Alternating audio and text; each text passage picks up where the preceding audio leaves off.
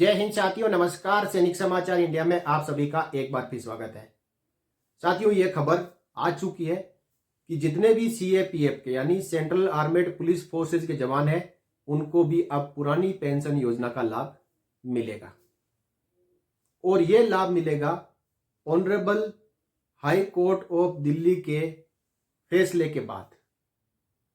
साथियों, 11 जनवरी 2023 को यह ऐतिहासिक फैसला आ चुका है और मैं इस वीडियो में आपको उसी फैसले के बारे में पूरा विश्लेषण करके बताऊंगा कि किस प्रकार सरकार ने नोटिफिकेशन जारी करके जो पुरानी पेंशन योजना है, जो पैरामिलिट्री फोर्सेज के जवानों के लिए बंद कर दी थी, और अब हाई कोर्ट का फैसला आने के बाद क्या उसमें ऐसी बातें कही गई है जिसके बाद इस पुराने नोटिफिकेशन जितने भी थे, एक 2020 का था और एक 2003 का था, उनको रद्द करते हुए हाई कोर्ट ने क्लियरली ऑर्डर दे दिया है कि ना केवल जितने पेटिशनर हैं उनको, बल्कि सीएपीएफ के जितने भी जवान हैं उनको पुरानी पेंशन योजना का लाभ दे दिया जाए।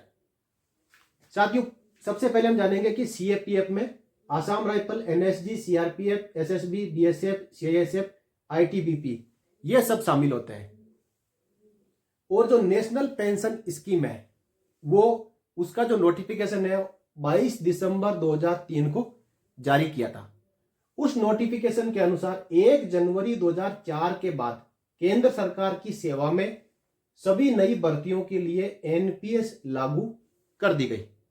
इससे पहले ओपीएस मिल रही थी और 1 जनवरी 2004 के बाद जितनी भी भर्तियां होगी केंद्र सरकार की, उसमें आर्मर्ड फोर्सेज के, आर्मी, एयरफोर्स और नेवी के जवानों को छोड़कर बाकी सभी के लिए एनपीएस लागू कर दी।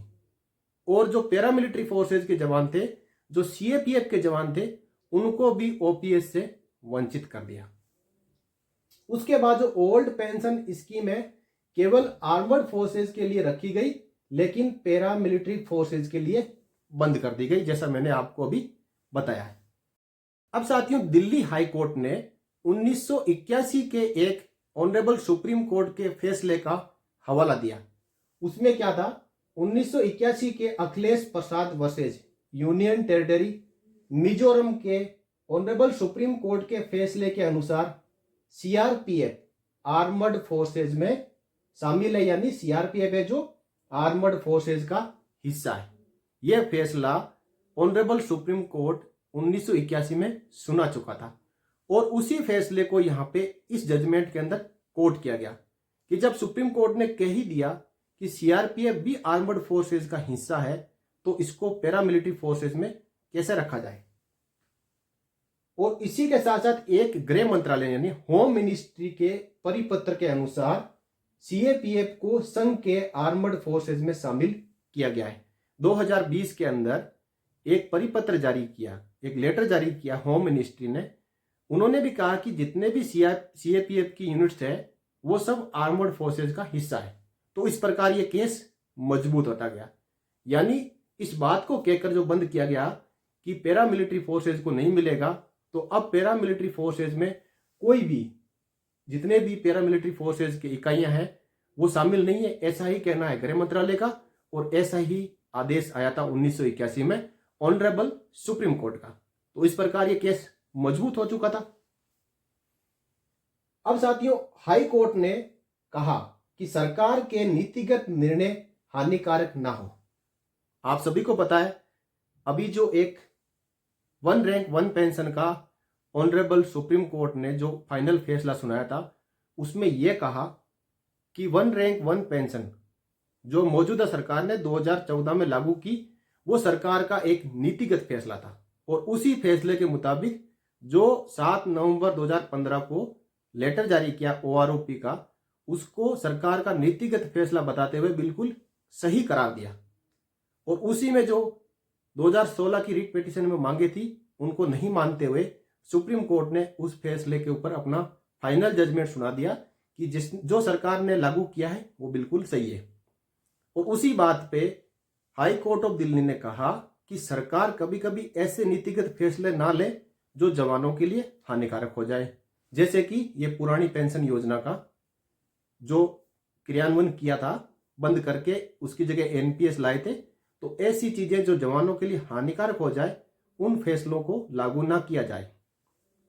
फाइनली 22 दिसंबर 2003 का वही लेटर है जिसके तहत पुरानी पेंशन योजना को बंद करके 1 जनवरी 2004 के बाद जितने भी रिक्रूटमेंट हो रहे जवानों के ऊपर एनपीएस को थोप दिया गया था, उसी के नोटिफिकेशन को और एक नोटिफिकेशन 17 फरवरी 2020 को जारी किया गया था सरकार द्वारा।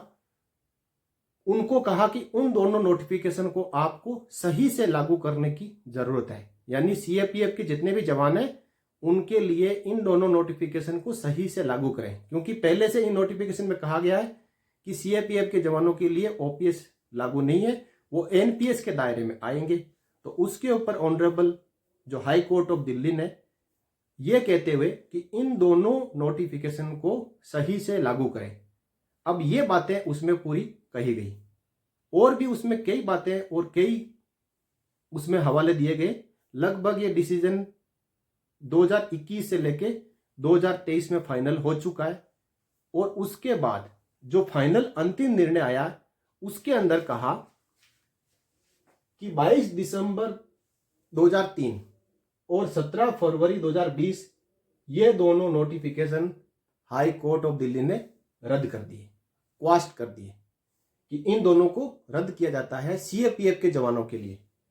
और केवल पेटिशनर ही नहीं, इसमें 82 पेटिशनर थे, यानी 82 सीएपीएफ के जवानों ने अपनी रिट पिटीशन लगाई थी हाई कोर्ट ऑफ दिल्ली में।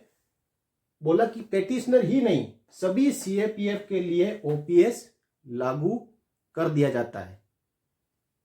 इसमें साथियों क्या है कि जब कोई एक पेटिशन डालता है तो उसी के रेफरेंस में किसी दूसरे जवान को लाभ लेना होता है तो दोबारा से पेटिशन डालनी पड़ती है, लेकिन दिल्ली हाई कोर्ट ने ऐसा नहीं किया।